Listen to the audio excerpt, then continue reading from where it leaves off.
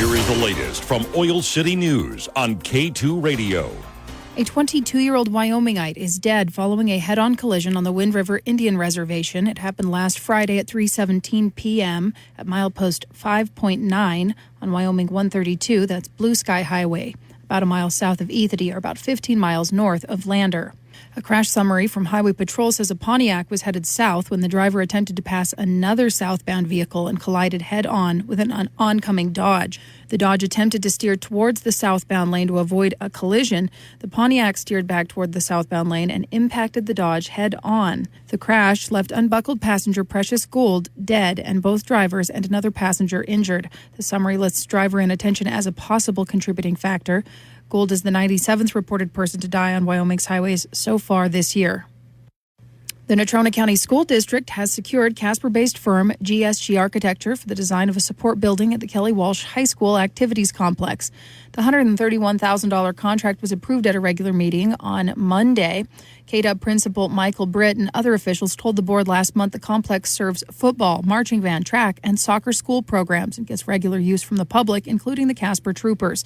They also told the trustees at a meeting on October 14th that the students and public are ill-served by the two porta potties, especially during larger events. Marching band members and soccer players also said they have to store their equipment at the school hundreds of yards away. There's nowhere to stay warm during cold and windy days. Britt added the rented storage containers currently in use are vulnerable to theft. The new activity support building would include ADA-accessible restrooms, a concessions area, storage, and a crow's nest. Early estimates put the facility at $2.5 million. That's according to district documents. Trustee Chair Kevin Christofferson said last month the money had already been set aside in the district's previous budget. Trustee Raymond Catalier said this work represents one part of one phase of the overall Kelly Walsh Site Master Plan, which was put together by MOA Architecture and approved by the Infrastructure Subcommittee earlier this month. The totality of that plan imagines improvements to the Harry Geldian Stadium, which includes an upgrade to dated electrical systems in the press box, scoreboard replacement, conversion of the visitor side concession area, and replacement of natural gases to artificial turf on the main field. The full Grand Master Plan comes in at $8.86 million. The final phases of construction are currently set for July 2027.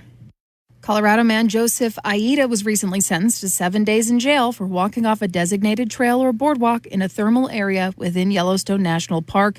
62-year-old Aida allegedly entered the protected area of Canary Spring and Mammoth Hot Springs in the north area of the park with co-defendant Celia Aida and two minor children. He pled guilty to destroying a mineral resource, and for that violation, he was sentenced to 5 years of probation with a ban from the park during that time and a fine of $3,000.